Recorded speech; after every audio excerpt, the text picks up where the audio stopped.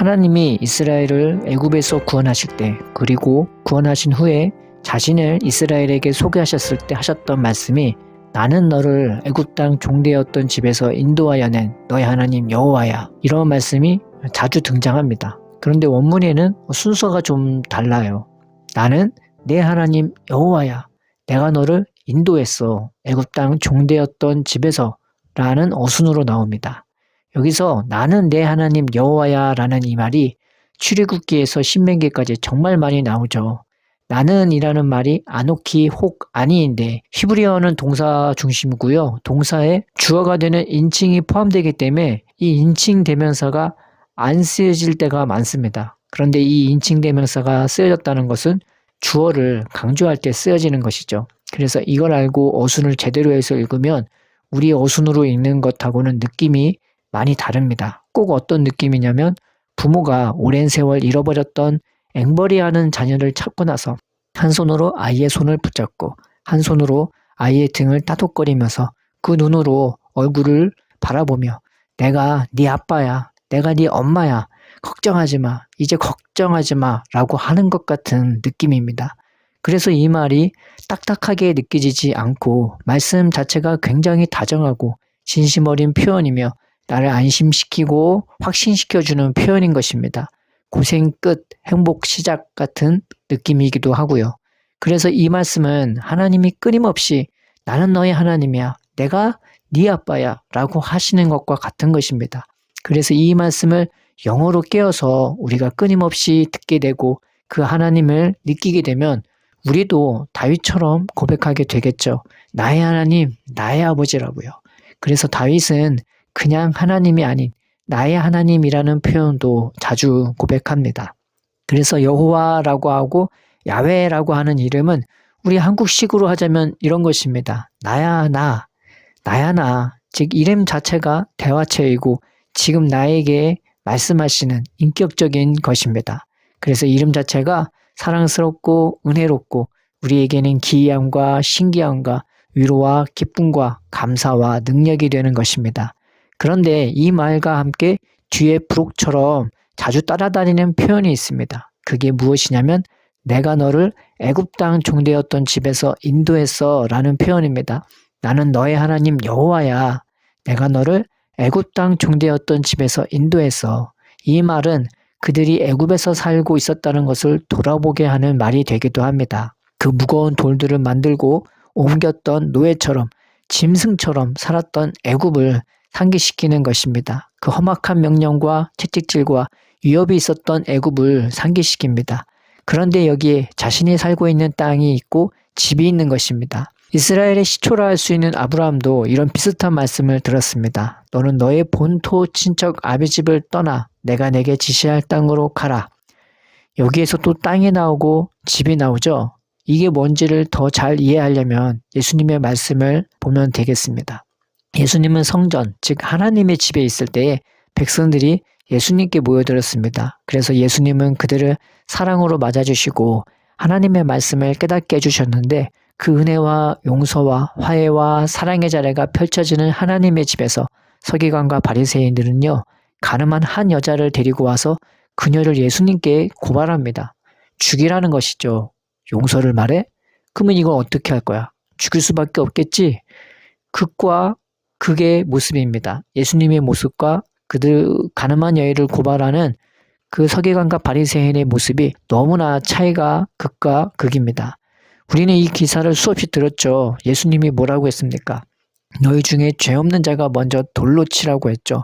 모두가 양심에 찔려 그들은 가늠한 여인을 치기는커녕 그 자리를 떠날 수밖에 없었습니다. 그 은혜의 현장을 본 자들, 혹 주위에 있는 바리새인과 유대인들에게 예수님이 하셨던 말씀은 너희는 너의 아비 마귀에게서 났으니 너의 아비의 욕심을 너희도 행하고자 한다고 말해주었습니다. 그리고 그 아비의 시체를 말해주시죠. 저는 처음부터 살인한 자요 진리가 그 속에 없으므로 거짓을 말할 때 제 것으로 말하나니 이는 저가 거짓말쟁이요 거짓의 아비가 되었다고 말합니다. 그런데 하나님으로 난 예수님, 그 속에 하나님밖에 없는 예수님은 그 하나님의 집에서 정죄와 고발이 아닌 용서와 사랑과 은혜를 베풀며 말하고 있는 것입니다. 마치 하나님이 이스라엘을 그 험악한 애굽에서 그들을 구원하시며 그들을 붙잡아 주시고 그들을 사랑으로 바라보시며 내가 너의 하나님 여호와야. 내가 너를 애굽 땅 종되었던 집에서 인도했어 라고 하는 장면과 비슷한 모습입니다.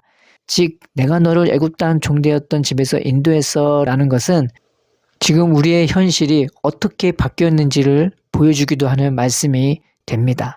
나는 너의 하나님 여호와야. 내가 너를 애굽 땅 종되었던 집에서 인도했어 라는 표현은 이제는 하나님이 나와 함께 해주시면서 나의 삶의 자리가 억눌림과 폭력과 거짓과 정죄와 무거움과 슬픔과 정죄가 아닌 정말 나를 사랑해 주시는 사랑하는 나의 하나님, 나의 아버지가 인도해 주시는 사랑과 평안과 위로와 축복의 삶으로 바뀐 것을 말해주는 것입니다.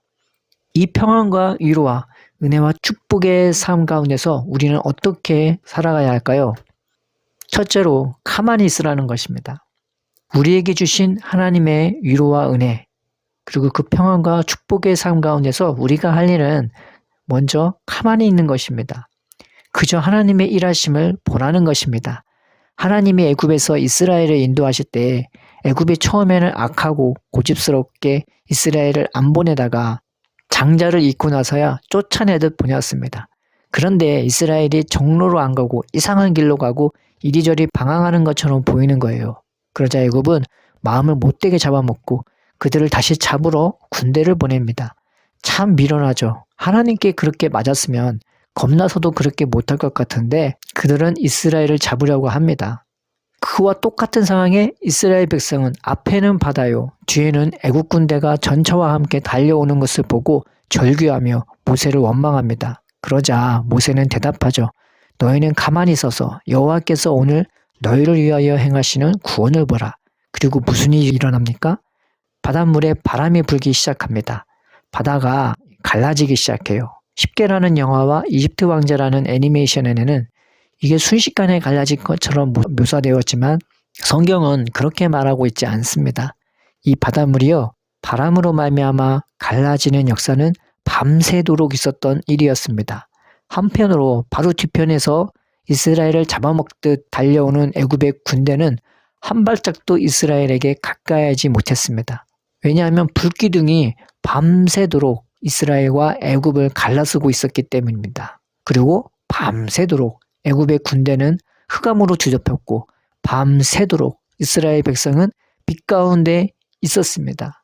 그리고 밤새도록 하나님의 바람은 바닷물을 말렸습니다. 이스라엘은 그것을 서서 빛 가운데서 밤새도록 본 겁니다. 얼마나 신기했을까요? 처음에는 절망과 원망과 두려움으로 가득했던 그들의 마음이 점차적으로 안정을 얻고 안정을 넘어 평안을 얻고 평안을 넘어 기쁨과 확신과 담대함으로 바뀌어지는 그들의 마음이 보이지 않습니까? 그들은 갈라진 바닷물 사이로 드러난 땅을 힘들게 건너지도 않았습니다. 질퍽질퍽한 땅이 아니라 성경은 그 땅이 마른 땅이었다고 증거합니다. 얼마나 확실하고 배려심 있는 하나님의 역사였습니까?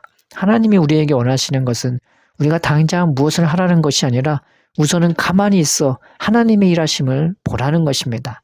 하나님이 얼마나 우리를 위하시는지, 하나님이 얼마나 우리를 생각하시는지, 하나님이 얼마나 우리를 위해 힘쓰시며 밤새 일하시는지, 하나님이 얼마나 우리를 위해 싸워주시는지, 그것을 낮에도 아닌 밤에도 볼 수 있을 정도로 확실한 하나님의 일하심을 하나님이 보여주겠다는 것입니다.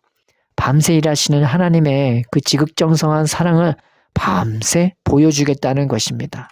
그 이스라엘에게 역사했던 바람과 빛과 불기둥은 지금 우리에게 어디에서 역사합니까? 다름 아닌 우리의 마음에서 역사하시기 시작하는 것입니다. 지금 대서양을 갈라서 뭐합니까? 태평양을 갈라서 뭐합니까? 한강을 갈라서 뭐해요? 그것보다 더욱 갈라져야 할 것은 우리의 어두운 마음, 우리의 어두운 심령이 갈라져서 우리가 참된 마음과 뽀송뽀송한 마음으로 하나님의 인도를 받아야 하지 않겠습니까? 하나님은 우리에게 비춰주실 그 빛과 바람과 기둥들을 우리에게 보여주시고 싶어 하십니다. 예수님의 예표가 되는 어린 양의 피로 언약을 맺은 그들을 위해 이 빛과 바람과 기둥들로 그들을 보호하시고 보여주셨다면 예수님의 피로 언약을 맺은 우리들에게는 얼마나 더 크고 확실한 빛과 바람과 기둥들을 보내주시고 보여주시겠습니까? 우리가 기쁨과 기대함으로 이 빛과 바람과 기둥들을 구합시다. 내 하나님, 내 아버지, 저에게도 이 빛과 바람과 기둥들을 보내주시고 보여주세요. 날마다 우리의 빛과 바람과 기둥이 되시는 예수님을 통해서 우리의 안과 밖에서 밤새 일해주시고 싸워주시는 이 놀라운 기적들을 보게 해달라고 기도하는 우리가 됩시다. 하나님이 주신 그 위로와 은혜와 축복 가운데 살아가면서 우리가 해야 하는 두 번째 것은 그것을 날마다 누리라는 것입니다. 세상의 우상은요, 우리가 무엇을 갖다 바쳐야 하고 우리가 무엇이 되어야 합니다. 그런데 하나님은 거꾸로입니다. 우리가 무엇이 되고 우리가 무엇을 갖다 바쳐야 하는 것이 아니라 반대로 당신이 우리의 양육자가 되셔서 날마다 우리를 위해 가장 좋은 것을 아낌없이 주시는 분임을 경험케 하십니다. 애굽에서 구원받은 이스라엘은 먹는 것을 하나님으로부터 공급받아야 했습니다. 하나님은 하늘에서 그들에게 만나를 주셨는데 그것은 밤새도록 하늘에서 내려 그들 진주위에 뿌려주신 은혜였습니다. 하나님의 은혜는 이와 같은 것입니다. 애굽에서 밤새도록 그들이 보게 하시면서 그들을 위해 일하셨던 그 은혜를 이제는 날마다 누리도록 해주시는 것이었습니다. 그래서 그들이 먹었던 만나는 밤새도록 내려주시는 하나님의 은혜였습니다. 그 은혜는 그들 진주위에 쌓아놓으신 은혜였습니다. 우리에게도 마찬가지입니다. 하나님이 우리에게 내려주시는 은혜는 밤새도록 우리에게 내려주시는 은혜입니다. 하나님이 우리에게 내려주시는 은혜는 우리를 위해 쌓아놓으신 은혜입니다. 하나님이 우리에게 내려주시는 은혜는 사방팔방 어디를 다니고 봐도 우리 주위에 깔려있는 은혜입니다. 하나님이 우리에게 내려주시는 은혜는 우리가 눈을 뜨자마자 발견할 수 있는 은혜입니다. 하나님의 우리에게 내려주시는 은혜는 날마다 새롭게 부어주시는 은혜입니다. 예수님을 통해 우리의 심령에 부어주시는 은혜는 마치 이와 같은 것입니다. 날마다 나를 새롭게 태어나게 하십니다. 하루가 지나고 1년이 지나고 10년이 지났다고 하루 전, 1년 전, 10년 전 은혜가 아닙니다. 하루가 지난 만큼 하루만큼, 1년이 지나면 1년만큼, 수십 년이 지나면 수십 년만큼 그만큼 더 새로워지는 은혜인 것입니다. 이것이 하나님이 우리의 심령과 삶에 날마다 새롭게 베풀어 주시는 은혜입니다. 이것을 우리가 날마다 받아 누립시다. 예수님 안에 있는 그 안에서 충만하게 차고 흘러넘치는 그 은혜와 사랑을 우리가 날마다 우리의 심령에 받아 누립시다. 이렇게 하나님의 구원하심과 밤새 일해주시는 그 은혜로 살아가게 될 때 나타나는 우리의 모습은요, 이 은혜를 우리도 나누게 된다는 것입니다. 우리의 삶은 하나님을 담는 오멜입니다. 오멜이란 만나를 담을 때 쓰던 작은 항아리 내지 작은 주머니 같은 거죠. 그것을 담아 그들은 자기 가족과 함께 그 하나님이 주신 만나를 나눴습니다. 마찬가지입니다. 우리도 하나님이 주시는 은혜를 담는 오멜입니다. 이 작은 것에 하나님을 담고 혹 하나님이 주시는 은혜를 담는 것입니다.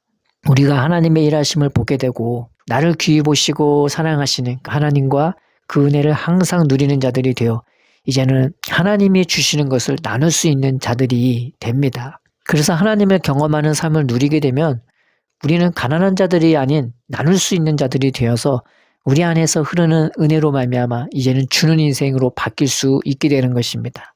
우리가 오매님을 잊지 마시다. 하나님이 우리 안에서 성령으로 끊임없이 충만케 하시고 우리가 성령으로 말미암아 하나님 사랑으로 말미암아 예수님의 자기 주심으로 말미암아 우리의 삶을 누군가에게 나눠주는 인생을 살아갑시다. 이 은혜를 받으면요, 누가 나에게 준 이 은혜를 먼저 누리기 시작하냐면은 바로 나와 가까이 있는 자가 먼저 우리가 받는 은혜를 발견하게 됩니다. 그래서 보통 가족이 먼저 은혜 받은 사람을 발견하게 돼요. 가까운 사람이 먼저 보게 됩니다. 친한 사람이 그 사람이 바뀐 것을 알아차리게 됩니다. 저 사람이 바뀌었네. 무슨 좋은 일이 있지? 왜 이렇게 웃고 다녀? 왜 이렇게 미소 짓고 있지? 사람이 뭔가 눈빛도 바뀌고 언어도 바뀌고 뭐가 좀 바뀌었어 라고요. 가까운 자들이 보게 됩니다. 그래서 은혜 받은 사람들의 혜택은요, 가까운 사람들이 먼저 누리게 되는 것입니다. 이 만나와 오매는 예수 안에서 누리게 되는 영광을 성경이 미리 이스라엘 백성에게 경험케 하신 장면인 것입니다. 우리가 오매림을 잊지 맙시다. 그래서 내 주위에 있는 사람들에게도 내 가족, 내 남편, 내 아내, 내 자녀, 내 친구들에게도 이 은혜를 나눠줄 수 있는 자들로 바뀌게 되길 주의 이름으로 축원드립니다. 우리에게 주신 하나님의 위로와 축복 가운데 살아가며 우리에게 나타나는 것은 우리가 안식일을 지키게 된다는 것입니다. 그러나 이 안식일은 하나님이 나를 위해 끊임없이 일하시는 것들을 보고 믿는 하루하루가 모여 되는 안식일인 것입니다. 그래서 예수님은 우리가 할 일은 우리를 위해 자신을 기꺼이 십자가에 못 박혀 죽기까지 내놓으시는 자신을 믿으라는 것이었습니다. 우리가 우리를 사랑하시는 그 예수님의 어떠함을 보게 되고 예수님의 음성을 듣게 되고 그것이 하루하루 모이고 차게 되면요. 그것이 우리의 믿음이 되고 양식이 되고 생명이 되고 영생이 되는 것입니다. 그런 하루하루가 모여 이제는 가만히만 있어도 부어주시고 나눠줄 수 있는 갑절의 은혜로 바뀌게 되는 것입니다. 아이러니하게 절기와 안식일을 지키는 것은 이 하루하루 값없이 끊임없이 베풀어 주시는 그 은혜를 우리가 하루하루 경험하게 될 때 저절로 지켜지게 된다는 것입니다. 그 은혜가 나에게만 미치는 것이 아니라 내 주변의 사람들과 나와 함께하고 있는 동물들에게까지 그리고 고아와 가부와 세상의 천한 사람들과 가난한 자들 심지어 나와 상관없는 이방인들에게까지 이 은혜를 나눠줄 수 있게 된다는 것입니다. 그래서 모든 이 날에 대한 절기들을 살펴보면요. 못 지키는 데 의미가 있는 것이 아니라 이 자기가 받고 있는 그 결과물들을 가지고 누구랑 자꾸 나누는 거죠. 그래서 고아, 과부, 레위인, 가족, 친지 할 것 없이 이방인에게까지 그 은혜를 나누게 됩니다. 우리가 하나님의 은혜를 받아 누리기 시작하면 안 믿는 자들에게도 친절과 온유와 미소로 대하며 존중하고 존경하며 감사함과 귀함으로 대하게 됩니다. 그래서 버스를 타고 서빙을 받아도 전철을 타도 나를 위해 수고하는 자들을 위해서 감사할 수 있고 존경할 수 있는 것입니다. 하나님의 은혜와 사랑이 우리를 그렇게 살도록 바꿔주기 때문입니다. 바로 이런 것들이 그리스도인들의 참된 안식일이요 안식년이요 맥주절과 추수절이 되는 것입니다. 나는 네 하나님 여호와야 라고 하시는 그 하나님은요. 오늘도 우리에게 찾아와 끊임없이 사랑하시고 일하시며 말씀하십니다. 우리가 이 은혜를 날마다 누리며 우리도 우리와 함께 하시는 하나님으로 말미암아 주위의 사람에게 은혜를 끼치고 또 우리와 상관없는 자들에게조차 은혜를 끼칠 수 있는 참된 안식일을 지키고 참된 명제를 지키는 복된 삶이 되길 주의 이름으로 축원드립니다. 살아계신 하나님 아버지, 이스라엘에게 임했던 그 구원의 역사가 우리의 심령과 우리의 삶에 임하게 하여 주옵소서. 그래서 날마다 자기 자신을 내어주시고 우리를 붙드시고 위로하시며 우리의 생명과 우리의 모든 것이 되는 주님을 우리가 맛보게 하여 주옵소서. 그래서 우리의 삶이 더 이상 무엇을 얻기 위한 삶이 아니라 두려움에 떠는 인생이 아니라 우리의 모든 것을 우리 자신과 함께 마음껏 줄 수 있는 매일이 명절 같은 복된 인생 되게 하여 주옵소서. 감사하며 예수님의 이름으로 기도드립니다. 아멘.